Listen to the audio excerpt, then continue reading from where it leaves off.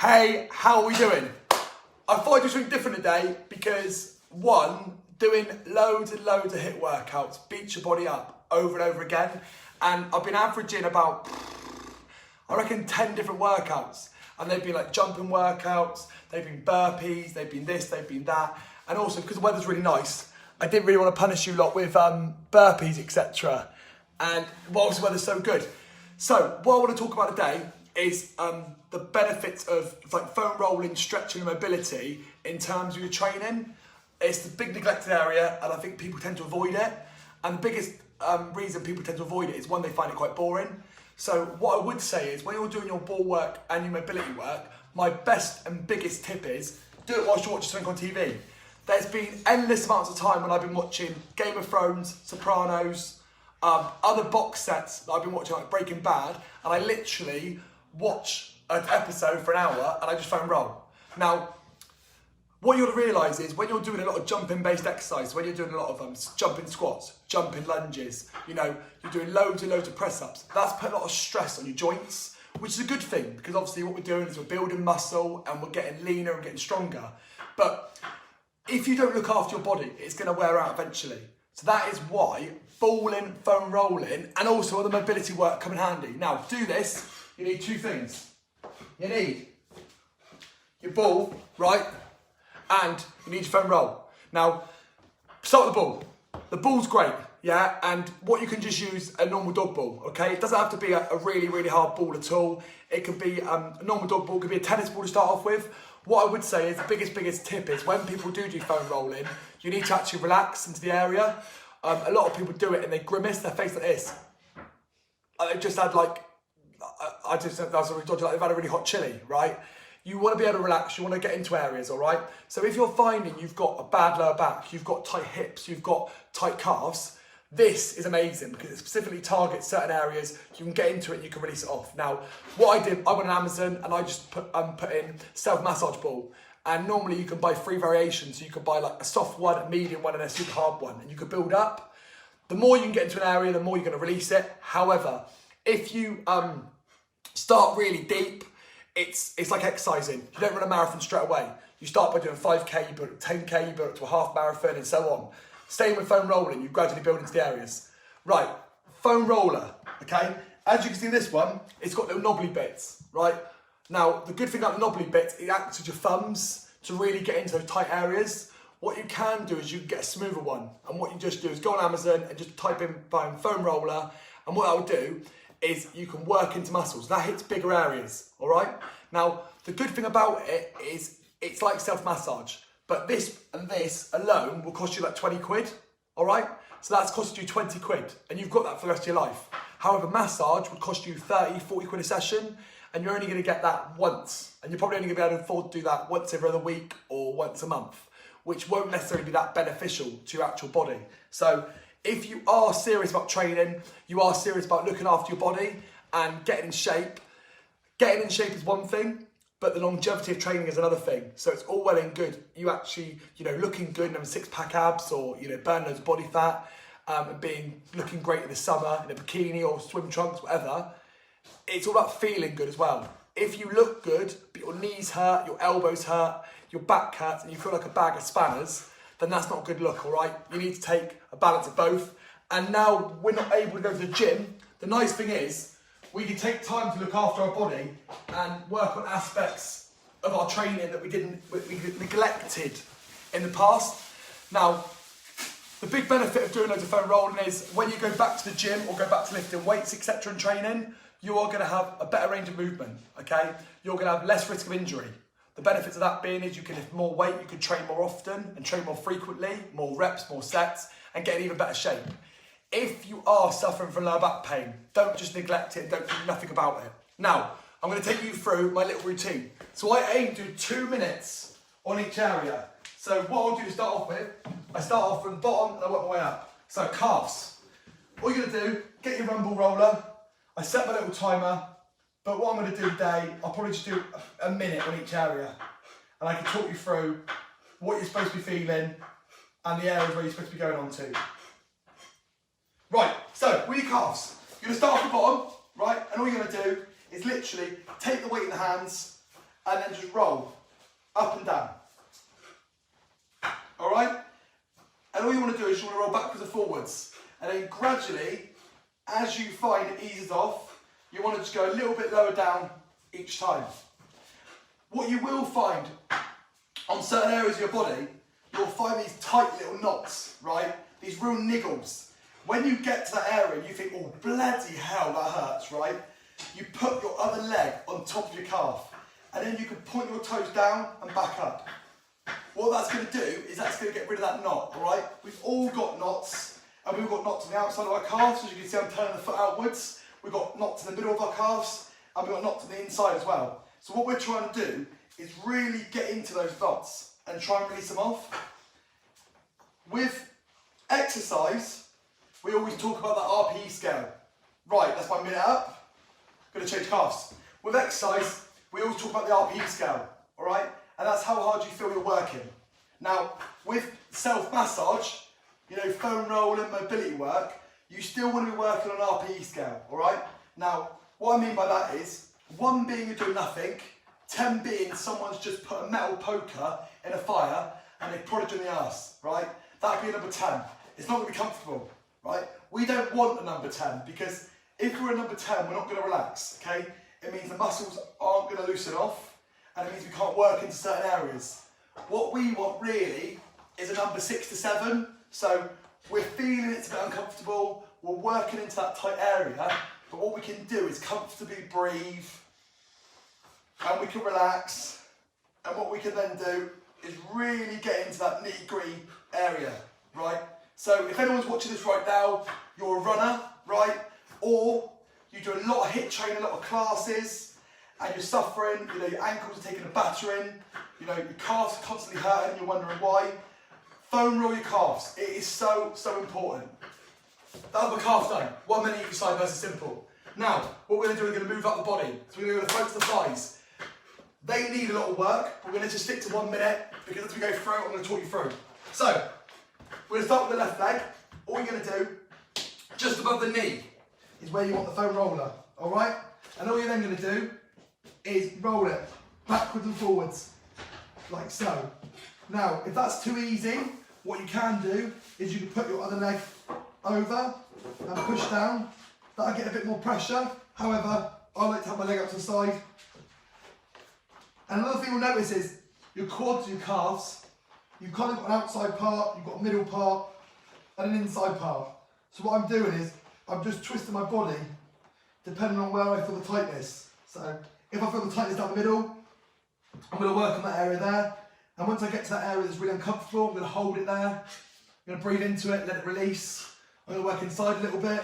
I can work into the groin, like so. So anyone out there that's had a quad injury, whether you've been doing gym-based work, you know, lifting weights, you've been doing squats, you tore your thigh, you're running, you strained your thigh. What you're actually going to do when you strain a muscle is being replaced with what's called scar tissue, okay? And scar tissue doesn't have the same structure and the same strength of that muscle, right? So let's just say you've got your quad muscle here and these are your fibres, right? If you tear your quad muscle, what's going to happen is you're going to end up this, okay? You're going to end up with a massive tear in the middle. Now what happens is scar tissue goes in the middle, but scar tissue doesn't have the same structure. It doesn't run with the same fibres, okay? So if you leave it, you've got a weakness in that area. By doing the foam rolling, by stretching, by doing self-massage, what you're doing is you are basically releasing and realigning that scar tissue to form the fibres. That will increase the strength of the muscle. It will injury-proof that muscle, make you feel so much better. So don't neglect foam rolling, don't neglect mobility, don't neglect resistance band work, because you can do band resistant work, which I do a lot on my ankles to really improve the mobility of them. There's loads of stuff you can do. But if you haven't got any injuries at the moment, then that's great. This is like a preventive thing. Because what we like to say is, prevention is much better than cure. You don't want to wait until you've got a back problem. You don't want to wait until you've got a neck problem or a leg problem and then think, shit, I wish I started stretching more, or I wish I did a bit of foam rolling. You can be doing all of this whilst you're on the phone to your friend, whilst you've got your phone down here, you can search through social media, you can be watching TV whilst you're doing it. Everyone has a spare 30 minutes in a day, right? It's absolute rubbish if they say they're that busy, they don't. And what I like to do, I like to habit stack. So habit stack is putting something together with something you like to do with something you don't need to do. So I know I need to foam roll. So what I'm going to do is I want to watch TV. I'm going to do both, right?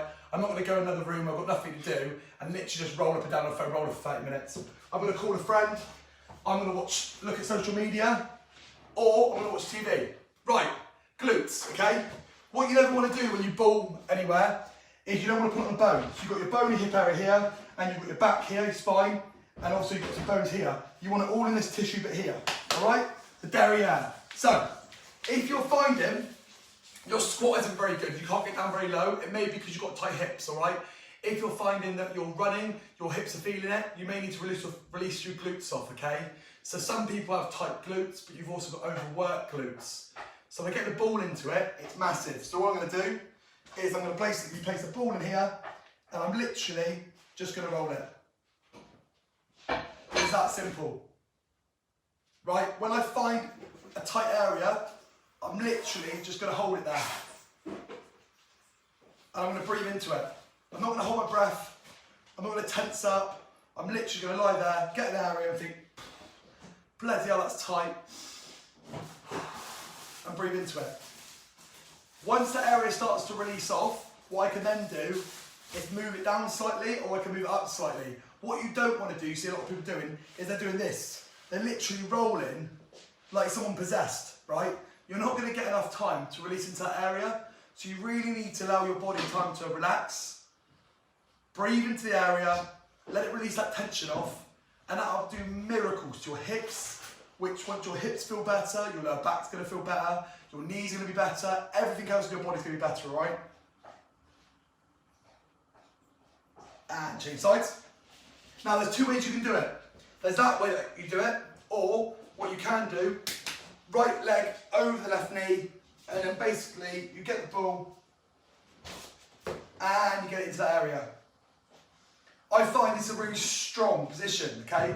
So that now, I can feel that. Sometimes it brings a tear to your eye, like cutting onions.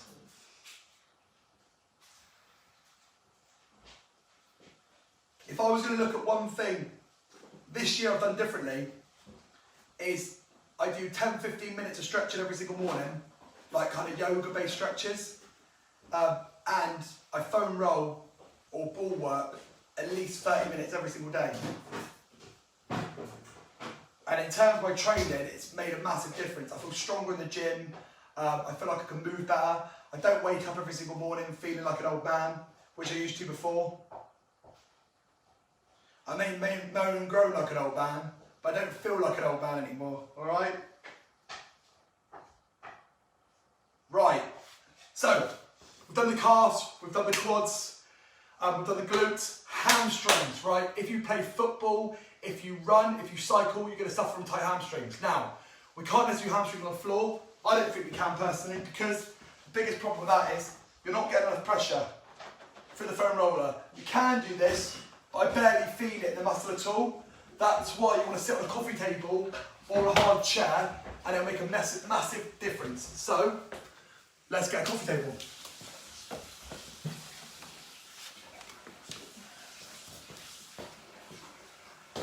Right, all you're going to do with the coffee table, take a seat on it, right, get the ball, put it underneath that hamstring muscle, and you're going to roll it backwards and forwards.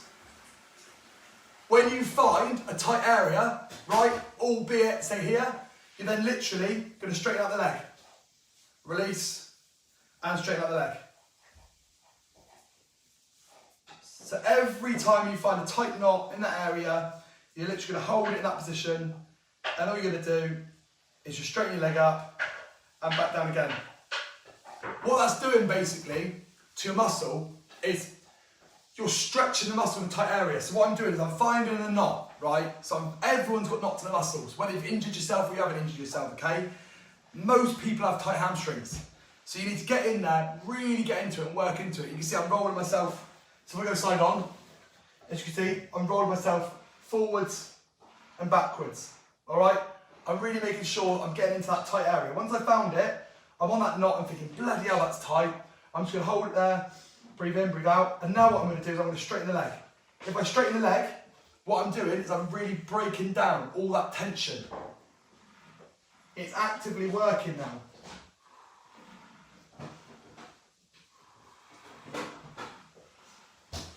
If you do things in the gym, like you do stiff leg deadlifts, a deadlift, hip thrusters, leg curls, this is going to make a massive difference to your training, because not only will you have a better range of movement to work with, so you're going to get lower down, also you've got a better risk of injury prevention.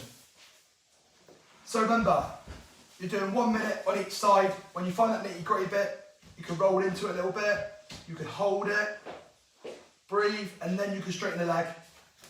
And that will make a big difference. So anyone that's running, anyone that plays football, cycling, tendency to have tight hamstrings, that is a massive exercise you can do, and I would do at least a minute on each side. Ideally, you should be doing 2 minutes on your tight muscles. So if you're a cyclist, what I would say is, biggest areas you want to focus on are your calves, your hamstrings and your thighs, your glutes. So if you do 2 minutes on each side, you've got 2, 4, 6, 8, 10, 12, 14, 16 minutes, okay? If you're a runner, exactly the same. You're spending 2 minutes on each muscle every single day, all right? It's not something you do now and again. Every single day it becomes part of your daily routine. Now, we've done thumbs, we've done hamstrings, we've done quads, we've done calves. Biggest thing nowadays with people, office workers, with bad posture, all right? A lot of people leant over a chair and they're like this. You're on your phones, you leant over like this. Everything you do, you're basically rounding, okay?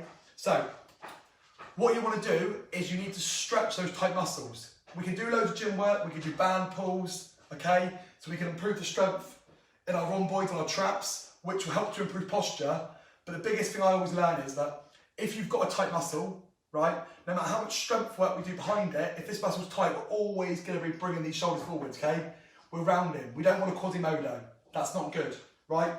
So what we're going to do is get the ball into our chest area. So we need a trusty wall, which we're going to use just here. Get the ball against the wall. Hopefully, right, it doesn't ruin the paintwork. If it does, use an outside wall, okay? Or you can do it on the floor, which I will show you. Get the ball into the area. And all you're going to do is find that knot and hold it on that area. Good, you can move the ball around a bit, and as soon as you find that tight area, just hold it there and breathe into it. Okay? You can move the arm, you can open up the palm, you can start to move the arm a bit, get to another knot. Good. Females can do this, males can do this. Now, it doesn't mean just obviously females having boobs. You want to obviously avoid that area, and you're focusing on this top part here, okay?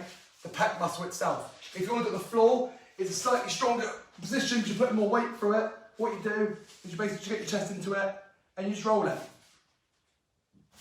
Like so. As soon as you find that tight area, you just hold it on the area. Alright? So that's an everyday exercise. Sport-wise, if you're a cyclist, you're leant over the whole time, you're like this, your pec's going to get tight. If you're typing at a desk, your pec's going to get tight. If you're on your phone all day, your pec's going to get tight. Everything you do, you're driving, your pec's going to get tight. That's going to lead to basically rounded shoulders, and that's going to end up leading with neck pain, back pain, and everything else, okay? So if you don't want what's called kyphosis, right? Kyphosis is rounding the shoulders. Get the ball into the area, release the pecs off, that will open up the posture.